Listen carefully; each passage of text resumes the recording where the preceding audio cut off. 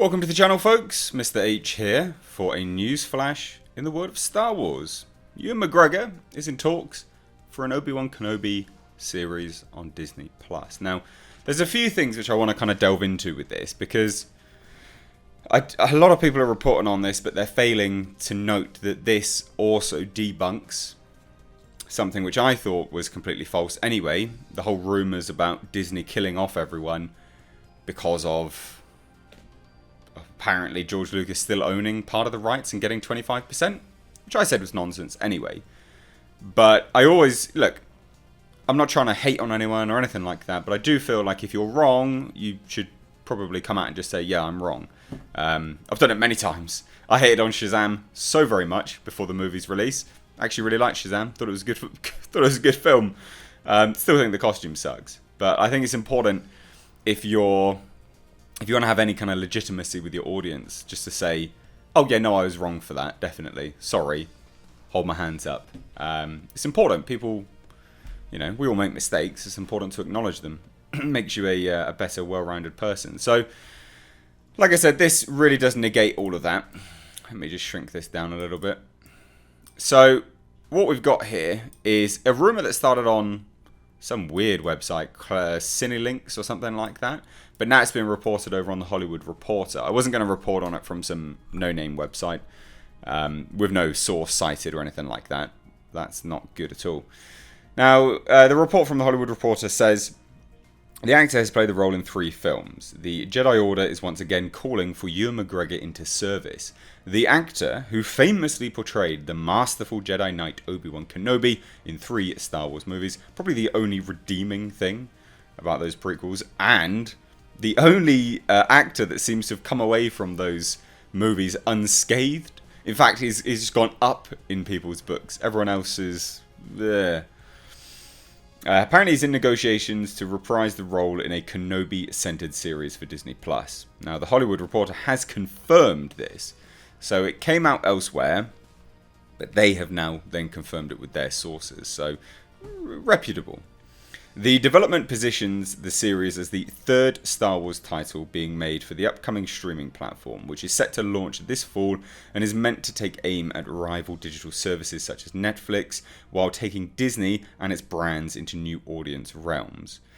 Disney Plus and Lucasfilm, the producer behind all things Star Wars, so Disney, are already making The Mandalorian, a series based on the class of warriors and bounty hunters first embodied by fan favourite Boba Fett, and an untitled series characterised as a prequel to 2016's Rogue One, featuring Rebel Alliance officer Cassian Andor, with Diego Luna reprising the role. So, they have some good pedigrees here for series. It's looking good. You've got Jon Favreau for The Mandalorian, Diego Luna for Cassian Andor, Rogue One prequel thing. It's looking good, and now obviously we've got Ewan McGregor on the small screen. Surprising, but I think he'll do very well. Now it says that no timeline or creative talent for the Kenobi project were revealed. The Mandalorian is set to debut in November as a launch title for Disney+. It's basically, we've got this, come join us. That's what it is. Now, while the Rogue One prequel has Stephen Skiff, the Americans writing and show running. Kenobi is a central figure in Star Wars mythos in the original 1970s. It's just going off to talk about it. Now, it does say in 2017, THR revealed that Disney and Lucasfilm were developing a feature spin-off for the character to have been directed by Stephen Daldry, the Oscar-nominated helmer behind Billy Elliot and The Hours. However, those plans and other movie entries were shelved after the poor performance of another spin-off, Solo. That's when they just went, crap, no one likes Star Wars anymore. Stop making everything. Basically.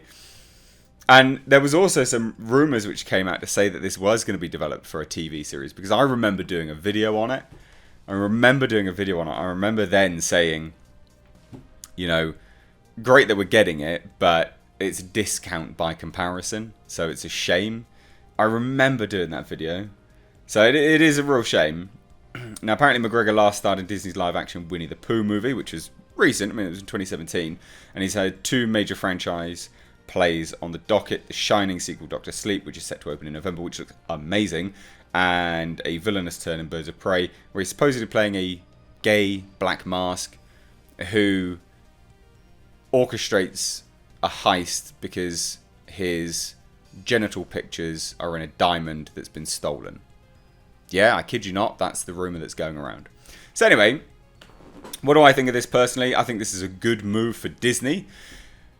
Obviously, I mean, Ewan McGregor, everyone has wanted Ewan McGregor back as Obi-Wan Kenobi for a very long time. Ewan McGregor is a great actor. He's a solid actor. He has done very, very good things.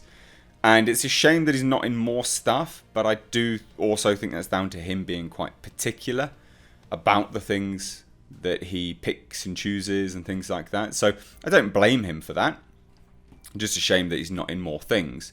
Now, what does this mean for Disney Plus? Will it curry favour with any of the fans? No, I don't believe so. I genuinely don't believe so. I think for Disney, this will definitely be good for them, but I don't think everyone's going to turn around and go, oh yeah, they're great now. Yay. Yay Disney. Yay Disney Star Wars. That's not what people are going to do. I do think this is good. I'm excited. What's the story going to be? Because obviously he's on Tatooine. There's very little you can kind of do with that. Like, what's he going to be doing? Is he going to be just milling around, playing chess with sand people? I don't know. Just watching Luke from afar, like some weird little child molester or something like that. I mean, it's a bit difficult to kind of figure out what he's going to be doing on this series. But obviously, they do have a story in mind. It will be something engaging for Ewan McGregor to sign on. They've either had to have given him a lot of money, or, well, because he's in talks still, so they'll have to give him a lot of money or make sure the story is damn good, because he is particular about what he chooses. He's starred in a lot of indie movies because he thinks the stories are good. So, money doesn't always trump with Ewan McGregor. So if he signs on, I would hazard a guess they've got a good story. Now, like I said midway through the start, this does also negate this. And I do feel it's important to note this because I don't think anyone else is going to. This rumour was started by Doomcock and Nerdrotic. And as fine as they are as YouTubers, which I don't, I'm not slating them or anything like that, I do feel it's really, really important to come out and say, oh no, I was wrong. Because apparently Doomcock said Disney did not purchase the rights to Star Wars outright, lock, stock and barrel. George Lucas still retains some kind of financial attachment to the original characters. That is why they are systematically destroyed, discarded, bent, folded, sprindled, and mutilated in order to promote the Disney original sequel characters over the George Lucas characters, which are somehow encumbered. Because apparently they get 25%. Or, yeah, there you go. My source with ties to Lucasfilm claimed that Lucas gets a 25% royalty. It's not the case. For numerous reasons. One, they wouldn't do this, would they? Secondly, they haven't actually killed off all of the original characters because they are in every single movie. Even after they're dead. They're in every single movie. In fact, they have been in every single movie that Disney Star Wars has made. Rogue One, Darth Vader, we've got the members of the Empire, Peter Cushing, obviously recreated. We've got Force Awakens, original characters. We've got The Last Jedi, original characters. We're going to have them in Star Wars Episode 9, The Rise of Skywalker. Original characters are returning, even more so apparently, because we've got Lando Calrissian. We also have Anakin Skywalker rumoured to return. There's a lot of characters coming back for that film, and also Luke Skywalker as well. They've been in every single film. And I would imagine The Mandalorian will probably have some cameos as well. And now we're getting this one as well. So, I'm not trying to hate on the other YouTubers, but if you're wrong, I do feel it's important to come out and say, yeah, that was up. It was just a rumor, and this is clearly proving it to be false, because it is. And these other websites that create these articles about it, like Bounding Into Comics, they should do like a redacted article or something like that, just a note, just to say, oh, previously we did this one. It seems like it's false now. Do you know what I mean? just journalistic integrity, I guess. But anyway, what do you think about this? Let me know down below in the comments. If you're new here, make sure you hit subscribe. You can stay up to date on the world of pop culture and movie news by hitting the bell notification icon. If you want to support the channel further, there is Patreon linked down below in the description box, along with my Amazon affiliate link. You can also follow me on my social medias at Mr. Reviews on Instagram and Twitter. Anyway, I've spoken for too long. I've talked enough crap. Take care.